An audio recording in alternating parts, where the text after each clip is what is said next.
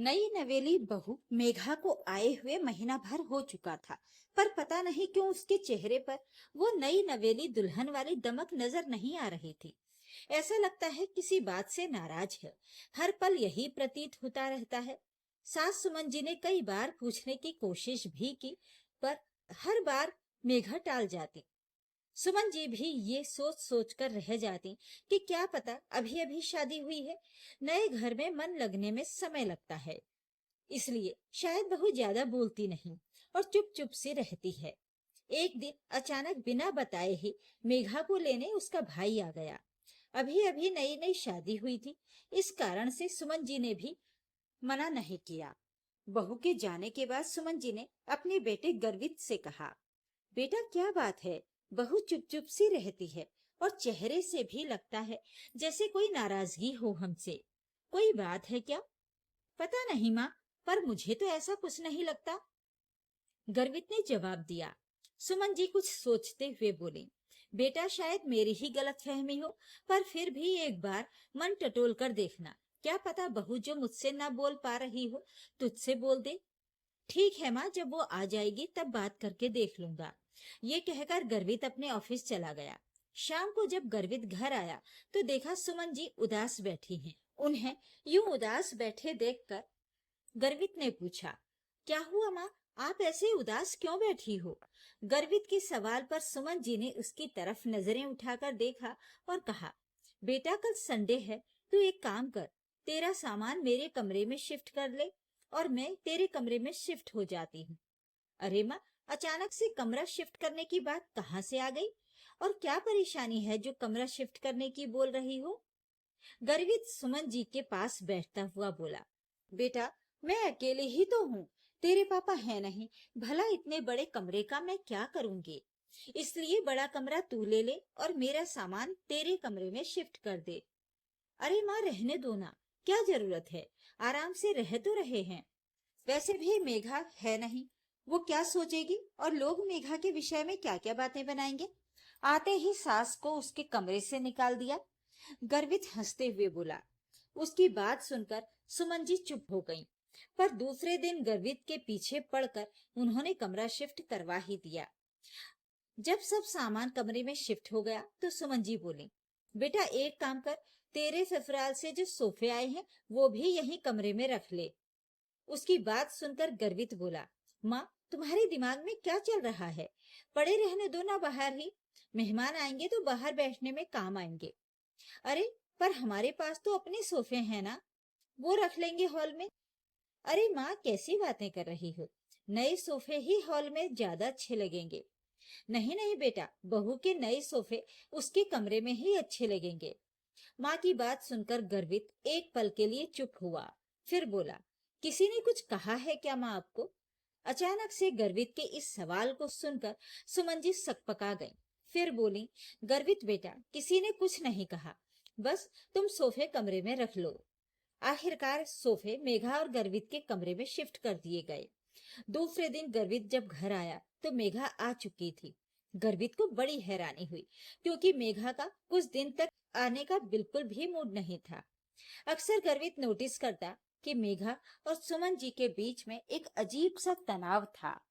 दोनों एक दूसरे से खुलकर बात नहीं करती थी। कुछ दिनों बाद मेघा दोबारा मायके गई। उस दिन भी गर्वित जब शाम को घर लौटा तो सुमन जी चुपचाप बैठी हुई थी। गर्वित ने फिर माँ की उदासी का कारण पूछा तो सुमन जी ने कहा, बेटा तू पूजा घर मेरे कमरे में शिफ्ट करा दे, कम से कम सुबह मैं पूजा करूं तो तुम लोगों को कोई डिस्टर्ब ना हो। अरे माँ, आपको किसने कहा कि हमें सुबह डिस्टर्ब होता है? उसकी बात सुनते ही सुमन जी एकदम से हड़बड़ा गई। अरे बेटा वो किसी ने नहीं कहा, पर वो क्या है ना कि मुझे तो समझ आता है कि तुम लोग भी डिस्टर्ब होते होगे। बस तू तो पूजा घर मेरे कमरे में शिफ्ट करवा दे। इससे पहले कि गर्वित कुछ पूछता, सुमन जी उठकर रसोई घर में गर्वित के लिए चाय बनाने चली गईं। अब गर्वित के मन में भी हलचल सी होने लगी कि आखिर कुछ तो बात है। जब भी मेघा मायके जाती है तभी माँ ये सब अजीब जिद क्यों करती हैं? पहले कमरा और अब पूजा। जब मेघा घर पर होती है तब भी माँ और उसके बीच में अजीब सा तनाव महसूस होता है। कुछ तो बात है पर माँ बता नहीं रही हैं। वहीं सोफे पर सुमन जी का फोन पड़ा हुआ था। गर्वित ने उठाकर यूं ही चेक किया तो उसमें शाम को मेघा की मम्मी का फोन आया हुआ था। गर्वित को अब तो सच में ही कुछ गड़बड़ होने का एहसास होने लगा था। उसने दोबारा सुमन जी से पूछा, परंतु वो फिर भी बात को टाल गईं। आखिरकार उनकी जिद के कारण गर्वित को पूजा घर भी उनके कमरे में शिफ्ट करना पड़ा। और दूसरे दिन गर्वित जब शाम को घर लौटा तो ये देखकर वो हैरान रह गया कि मेघा मायके से वापस आ गई है। गर्वित को लगा जरूर कुछ बात है, पर जब माँ ही नहीं बताना चाहती तो आखिर गर्वित पूछे भी तो किससे। मेघा से बात की तो उसने सिर्फ इतना ही कहा, अब माँ की इच्छा है कि वो क्या करना चाहती हैं क्या नहीं, तो इसमें मैं क्या कहूँ। इसके आगे गर्वित भी कुछ ना कह सका। पर अब शक का कीड़ा तो उसके दिमाग में बैठ चुका था। आखिर उसका शक यकीन में तब बदल गया जब कुछ दिन बाद मेघा वापस मायके चली गई और इस बार सुमन जी ने गर्वित से मेघा के दहेज में आया हुआ टीवी मेघा के कमरे में लगाने को कहा। इस बार गर्वित बिगड़ गया। ये क्या है माँ, आखिर ये क्या लगा रखा है आपने। जब भी मेघा मायके जाती है आप बस यही बात करने लग जाती हो, इसको यहाँ सेट करो उसको वहां सेट करो। आखिर चल क्या रहा है आपके दिमाग में, बताती क्यों नहीं हो आप। गर्वित की ये बात सुनकर सुमन जी की आंखों में आंसू आ गए और वो लगभग रोती हुई बोली, बेटा मैं तो बस ये चाहती हूँ कि तुम दोनों खुश रहो। आखिर मेरी उम्र ही कितनी बची है, मेरे कारण तुम्हारा घर न बसे, मैं ऐसा कभी नहीं चाहूंगी। सुमन जी की बात सुनकर गर्वित हैरान हो गया। फिर बड़े प्यार से माँ से कहा, माँ सच सच बताओ क्या हो रहा है। रोते रोते सुमन जी ने जो बात कही उसे सुनकर गर्वित के पैरों तले जमीन खिसक गई। आखिर सुमन जी को रोता देखकर गर्वित का मन भी रोने को हो रहा था, पर फिर भी उसने हिम्मत करते हुए बड़े ही प्यार से पूछा, माँ आखिर बात क्या है, जब तक बताओगी नहीं समस्या का समाधान कैसे निकलेगा। गर्वित को इस तरह बोलता देखकर सुमन जी ने रोते रोते उसके हाथ पकड़कर कहा, बेटा पहले तू मुझसे वादा कर कि तू मुझे छोड़कर कहीं नहीं जाएगा। मैं अकेले कैसे रहूंगी तेरे बिना, तेरे पापा भी नहीं हैं। भगवान के लिए मुझे वृद्धाश्रम भी मत छोड़ना। मैं तुम लोगों को परेशान नहीं करूंगी। पता नहीं सब कुछ अपने आप हो जाता है, मैं जानबूझकर कुछ भी नहीं करती हूँ। अरे माँ कैसी कैसी बातें कर रही हो आप, जो भी बात है खुलकर बताओ। और मैं क्यों छोड़कर जाने लगा आपको, मैं कहीं नहीं जा रहा हूँ, मैं बेटा हूँ आपका, आपके साथ ही रहूंगा। और कौन कह रहा है आपको कि मैं आपको वृद्धाश्रम छोड़ने वाला हूँ। ये घर आपका है, जिस दिन आपको ऐसा लगे मुझे घर से निकाल देना। जब सुमन जी को गर्वित की बातों पर विश्वास हुआ तब जाकर उन्होंने बोलना शुरू किया, याद है बेटा तुम्हारी शादी के बाद जब मेघा का भाई अचानक उसे लेने आया था और वो मायके गई थी, तो मुझे यही लगा था कि उसके मायके वालों को उसकी याद आ रही है। लेकिन उसके जाने के बाद मेघा की माँ का फोन मेरे पास आया था। तब मुझे पता चला कि मेघा ने उसे फोन करके बुलाया था। समधन जी कह रही थी कि मैंने सारा दहेज अपनी बेटी और दामाद के इस्तेमाल के लिए दिया है, लेकिन आपने सारा सामान हॉल में रखवा दिया। सिर्फ एक पलंग, अलमारी और ड्रेसिंग टेबल उनके कमरे में रखकर आपने अपने कर्तव्य की इतिश्री कर दी। आपकी तो उम्र हो गई है, आप उस सामान को अपने पास रखकर क्या करेंगी। लेकिन कम से कम बच्चों की इच्छाओं का तो सम्मान कीजिए। अब तो मेरी बेटी उस घर में तभी आएगी जब उसके कमरे में ये सारा सामान सजेगा। अब तू ही बता बेटा, तेरे उस छोटे से कमरे में सारा सामान कैसे आता। इसलिए मैंने तुझसे कहा कि मेरा सामान तेरे कमरे में शिफ्ट कर दे और तू मेरा कमरा ले ले। कम से कम बहू का दहेज का सामान तो आ ही जाएगा। लेकिन जब मेघा दूसरी बार मायके गई तब भी मुझे यही लगा कि उसे अपने माता पिता की याद आ रही है।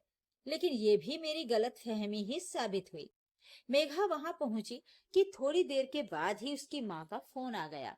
वो कहने लगी कि मेघा को मेरे कारण अपनी गृहस्थी बसाने में बहुत दिक्कत होती है। बेचारी उनकी बेटी कुछ कह नहीं पाती और आपका बेटा आपका लिहाज कर जाता है। इसका मतलब ये नहीं कि आप उनका जीना दुश्वार करके रखो। आप तो सुबह सुबह अपने पूजा पाठ करने बैठ जाती हो, लेकिन मेरी बेटी की तो नींद खराब होती है। देखिए समधन जी, समझाना मेरा फर्ज है। आप तो अभी अभी नई नई सास बनी हैं, पर मुझे तो दो दो बहुएं रखने का तजुर्बा है। बाकी आपकी मर्जी। अब समधन जी ने तुम्हारा ही नाम ले लिया, तो मुझे लगा कि तुम्हारी भी इसमें रजामंदी है, इसलिए मैंने पूजा घर भी अपने कमरे में शिफ्ट करवा लिया। लेकिन आज सिर्फ एक एलईडी के लिए उन्होंने मुझे कितना कुछ सुना दिया। कहते कहते सुमन जी जोर जोर से रोने लगी। गर्वित खूब देर तक माँ को चुप कराने की कोशिश करता रहा। जब वो चुप हुई तो वो उठकर रसोई में गया और पानी का गिलास भरकर ले आया और सुमन जी को देकर चुप कराते हुए बोला, क्या कहा माँ उन लोगों ने? मुझे सब कुछ बताओ, मैं भी तो सुनूं कि कोई किस हद तक जा सकता है। सुमन जी को थोड़ी तसल्ली हुई तो वो बोली, समधन जी कह रही थी कि इस उम्र में क्या मोह माया के चक्कर में पड़ी हो। मैंने एलईडी अपनी बेटी के दहेज में ये सोचकर दी थी कि मेरी बेटी और दामाद एलईडी पर अपने कमरे में आराम से मूवी देखेंगे। वो लोग तो इसका कोई फायदा उठा ही नहीं पाते। आपने तो एलईडी हॉल में लगवा दी। मूवी की जगह पर इसमें तो आपके सत्संग चलते हैं। आपको कुछ समझ नहीं आता कि उनकी भी जिंदगी है।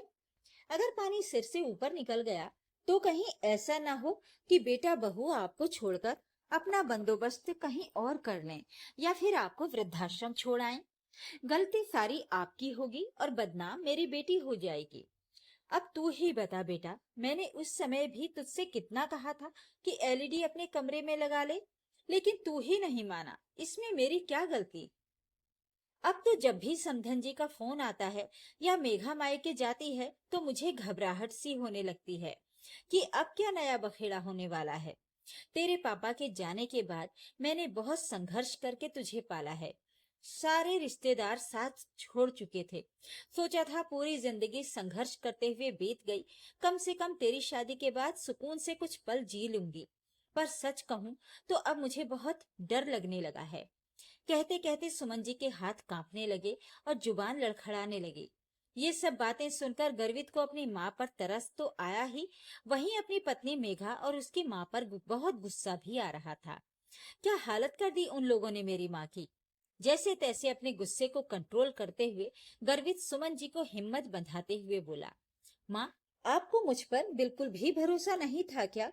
आपको शुरुआत में ही मुझे बातें बता देनी चाहिए थी। बेवजह ही इतना परेशान होती रही आप। अगर शुरुआत में ही आप बोल देती तो उसका हल भी तभी निकल जाता। नहीं बेटा, ऐसी बात नहीं है। जिस तरह से समधन जी बातें करती थी, मुझे लगता था कि शायद इसमें तेरी भी रजामंदी है। एक दो बार सोचा भी कि तुझसे पूछ लूं। फिर मुझे लगा कि सामान शिफ्ट करने से ही सारी समस्या का हल निकल रहा है, तो गलत क्या है। पर इस बार तो समधन जी कुछ ज्यादा ही बोल गईं। सुमन जी ने अपनी तरफ से सफाई दी। वो अगर ज्यादा बोलती नहीं तो शायद आप मुझे बताती भी नहीं। पर कोई बात नहीं, देर से ही सही, आखिर पता तो चला कि हमारे साथ क्या हो रहा है। आप परेशान मत होना माँ, अब इसका फैसला तो मैं बहुत जल्द ही करूंगा। गर्वित की बात सुनकर सुमन जी घबराती हुई बोले, नहीं नहीं बेटा, तू ऐसा कोई कदम मत उठाना जिससे कोई समस्या खड़ी हो जाए, मेरे कारण तेरी गृहस्थी खराब हो। मैं बिल्कुल नहीं चाहूंगी। फिर आजकल तो लोग लड़कियों की ही सुनते हैं। माँ, गृहस्थी किसी एक इंसान के भरोसे नहीं चलती। इसमें दो लोगों का बराबर योगदान होता है। पर यहाँ तुम्हारी बहू को योगदान देना नहीं है, बल्कि वो सिर्फ लेना जानती है। तो उसे उसी की भाषा में समझाना पड़ेगा। विश्वास करो माँ, मैं इस रिश्ते को सिर्फ एक मौका और दे रहा हूँ। नहीं तो जिस तरह का ये रिश्ता है, इसका टूट जाना ही बेहतर है, क्योंकि जिंदगी भर के दुख से एक बार का दुख बेहतर होता है। बस अपने बेटे पर विश्वास रखिए, कल का दिन कुछ अलग कहानी लेकर आएगा। गर्वित की इन बातों से सुमन जी को काफी हिम्मत मिली थी। दूसरे दिन जब सुमन जी उठी, सुबह तो देखा गर्वित जाग चुका था और फोन पर किसी से बातें कर रहा था। थोड़ी देर बाद सुमन जी चाय बनाकर ले आईं। दोनों माँ बेटे चाय पीने बैठे। इतने में दरवाजे की डोरबेल बजी। सुमन जी ने जाकर देखा, दरवाजा खोला तो सामने तीन लोग खड़े थे। सुमन जी ने हैरानी से उन लोगों से पूछा, आपको किससे मिलना है? तो उनमें से एक बोला, मैडम जी, हमें गर्वित भैया ने बुलाया है। आप उन्हें बुला दीजिए ताकि हम अपना काम शुरू करें। इतने में खुद गर्वित बाहर आ गया और आते ही बोला, अरे आ गए आप लोग, चलिए जल्दी जल्दी काम निपटाना है। मैं आपको बता देता हूँ कौन कौन सा सामान उठाना है। इतने में सुमन जी बोली, बेटा कौन सा सामान उठाने की बात कर रहे हो, मुझे बताएगा आखिर चल क्या रहा है। माँ बस आप मेरा साथ दो, हर समस्या का समाधान होता है। कोई सीधे तरीके से समझता है तो कोई दूसरे तरीके से। घी निकालने के लिए उंगली टेढ़ी तो करनी ही पड़ती है। जिस तरह की हरकतें वे लोग कर चुके हैं उससे इतना तो समझ में आ गया कि उन्हें सीधा तरीका समझ में नहीं आता, तो बस अब दूसरे तरीके से समझा रहा हूँ उन लोगों को। लेकिन तू करना क्या चाहता है, मुझे बता तो सही। अब भी सुमन जी अपने बेटे से पूछे जा रही थी। माँ बस 1 मिनट में अभी आया, कहकर गर्वित उन लड़कों को कुछ समझाकर आ गया और आकर सुमन जी से बोला, माँ आप मुझ पर विश्वास रखो और मेरा साथ दो। थोड़ा सख्त तो आपको भी बनना पड़ेगा, बस इतना ही विश्वास दिलाता हूँ कि कुछ भी गलत नहीं होगा। फिर गर्वित ने अपनी योजना माँ को समझाई। पूरी बात सुनकर सुमन जी बोली, सब ठीक तो होगा ना बेटा, कहीं कुछ उल्टा ना हो जाए। अब भी अपनी माँ को हैरान परेशान देखकर गर्वित बोला, अरे माँ क्यों टेंशन ले रही हो, आर या पार, या तो घर बसेगा या फिर टूटेगा, बस आप हिम्मत बनाए रखना। ये कहकर गर्वित अपनी योजना पर अमल करने लगा। 2 घंटे बाद गर्वित अपने ससुराल के दरवाजे पर खड़ा था। जैसे ही उसने दरवाजा खटखटाया, बड़े साले साहब ने आकर दरवाजा खोला। उस समय घर के लोग नाश्ता कर रहे थे। उसे घर आया देखकर सब लोग हैरान रह गए। मेघा की दोनों भाभियां भी रसोई से निकलकर बाहर आ गईं। वहीं खुद मेघा और उसकी माँ भी गर्वित को वहां देखकर हैरान थे। इतने में ससुर जी बोले, अरे दामाद जी, आज अचानक आप यहाँ, सब खैरियत तो है? हाँ हाँ पापा जी, आप सब फिक्र मत कीजिए, सब खैरियत हैं। इतने में बड़े भैया भी बोले, अरे खड़े खड़े सब क्या देख रहे हो, गर्वित जी आए हैं, उनके लिए चाय नाश्ता लगवाओ। गर्वित ने बड़ी विनम्रता के साथ हाथ जोड़कर कहा, नहीं भैया मैं नाश्ता नहीं करूंगा, अभी मैं जल्दी में हूँ, ऑफिस भी जाना है। वो तो ये सामान रखवाने यहाँ आया था। गर्वित की बात सुनकर सब आश्चर्य से एक दूसरे की शक्ल देखने लगे। आखिर मेघा की माँ ने कहा, दामाद जी कौन सा सामान रखने की बात कर रहे हैं आप? उनकी बात सुनकर गर्वित मुस्कुराया और बोला, वही जो बाहर ट्रक में है। ट्रक में? सब हैरान रह गए और फटाफट निकलकर बाहर आए। देखा तो ट्रक में वो सामान रखा था जो मेघा के मायके वालों ने उसे दहेज में दिया था। उस सामान को देखकर घर के सब लोग प्रश्नवाचक नजरों से एक दूसरे की ओर देखने लगे। वहीं मेघा कभी अपनी माँ को देखती तो कभी गर्वित की ओर देख रही थी। आसपास के लोगों को वहां खड़ा होकर बातें करते देख मेघा की मम्मी बोली, दामाद जी ये क्या हरकत है, आप भला ये सब सामान यहाँ क्यों लेकर आए? यहाँ ये सब लाने से पहले आपने एक बार भी नहीं सोचा कि हमारी क्या इज्जत रह जाएगी? देखिए बाहर सब लोग खड़े होकर कैसी बातें बना रहे हैं। मेघा के पापा भी बोले, दामाद जी ये सब क्या है, मुझे तो अब भी कुछ समझ में नहीं आ रहा है। अब गर्वित हाथ जोड़कर समझाते हुए बोला, देखिए ससुर जी, ये दहेज आपकी बेटी का है जिसे आप लोगों ने दिया है, लेकिन वो घर तो मेरी माँ का है जो मेरे पिता ने बनवाया है। अब माँ ने साफ कह दिया है कि या तो तुम अपना नया मकान खरीद लो या फिर जिसका दहेज है उसके घर पहुंचा दो। मेरे घर में इस दहेज की कोई जगह नहीं है। आखिर जब से ये दहेज घर में आया है मेरा चैन और सुकून खो गया है। तभी बीच में मेघा की माँ बोली, आप कहना क्या चाहते हैं, साफ साफ कहिए, आखिर समस्या क्या है आपकी माँ को?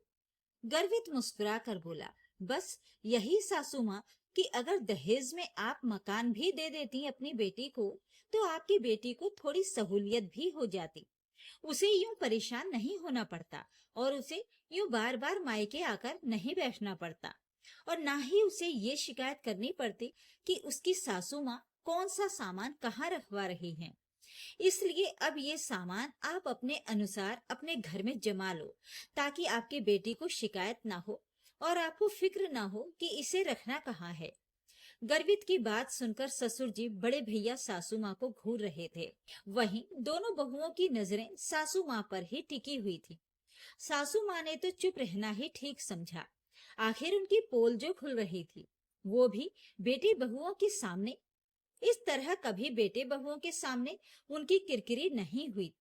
उन्हें समझ में आ गया था कि गर्वित को सब पता चल चुका है और इस बार समधन जी भी थोड़ी सख्त हो गई हैं। लेकिन इतने में मेघा भी बोली, मेरे माता पिता की इज्जत की आपको कोई परवाह नहीं थी, जो आप उनका दिया हुआ दहेज का सामान यहाँ लाकर खड़े हो गए और घर के बाहर ट्रक खड़ा करवा दिया। ये भी नहीं सोचा कि मेरे माता पिता के दिल पर क्या बीतेगी। बैठकर भी तो बात की जा सकती थी ना। उसकी बात सुनकर गर्वित बोला, अच्छा, बैठकर भी बातें होती हैं क्या? मुझे तो पता ही नहीं था, क्योंकि तुमने कभी हमसे बात की ही नहीं। जब भी कोई समस्या होती तो मायके आकर बैठ जाती थी। पीछे से सासू माँ फोन कर करके मेरी माँ को परेशान करती थी। यहाँ तक कि मेरी माँ को धमकी दे डाली कि उनकी बात नहीं मानी तो कल को बेटा बहू अलग हो जाएंगे या आपको वृद्धाश्रम छोड़ आएंगे। तब तुम्हें मेरी माँ के बारे में ख्याल नहीं आया था? अब मेघा से भी कुछ कहते ना बना, पर अब घर में सबको मेघा और सासू माँ के बारे में पता चल चुका था। आखिर बेटी कैसी भी है तो बेटी ही। एक पिता उसका घर कैसे टूटने दे सकता है? उसका घर ना टूटे इसलिए ससुर जी हाथ जोड़कर गर्वित से बोले, माफ करना दामाद जी, हमें तो लगता था कि हमारी बेटी हमसे मिलने खुशी खुशी आई है, वो भी आप लोगों की रजामंदी से। आज तक जो हुआ सो हो गया, पर आज के बाद ऐसी कोई हरकत नहीं होगी जिसके कारण आपको या समधन जी को परेशान होना पड़े। अब आप हमारा थोड़ा सा मान रख लीजिए। आप इस दहेज के सामान को यहाँ से रवाना कर दीजिए। अपने ससुर जी को हाथ जोड़े देखकर गर्वित ने उनके हाथों को अपने हाथों में लेकर कहा, माफ करना पापा जी, मैं ये सब कुछ करना नहीं चाहता था, पर जिस तरीके से कल मेरी माँ को मैंने रोते हुए देखा, तब जाकर मैंने ये कदम उठाया। आखिरकार ससुर जी ने दहेज के ट्रक को वापस गर्वित के घर भिजवा दिया और खुद मेघा और अपनी पत्नी को लेकर गर्वित के घर की तरफ रवाना हो गए। वहां जाकर समधन जी से माफी मांगी और भविष्य में ऐसा नहीं होगा इसका उनको आश्वासन दिया। साथ ही साथ मेघा को भी समझा दिया कि आइंदा घर आए तो इज्जत के साथ आए, अन्यथा अपना कुछ और बंदोबस्त कर ले। दोस्तों, एक बेटी के घर बसाने और तोड़ने में उसकी माँ का सबसे बड़ा हाथ होता है। ऐसी माओ को चाहिए कि अपनी बेटियों से प्यार करें, पर अंधा प्यार ना करें, जिसका अंधेरा उसके उजाले से भरे संसार को अंधकार में डुबो दे। तो ये थी आज की कहानी। इस कहानी के बारे में अपनी राय कमेंट बॉक्स में जरूर लिखें। वीडियो को लाइक और शेयर कर दीजिए। चैनल को सब्सक्राइब जरूर कर लें, ताकि आपको रोज अच्छी अच्छी कहानियां सुनने को मिलती रहें। तो फिर मिलते हैं एक और कहानी के साथ। नमस्कार।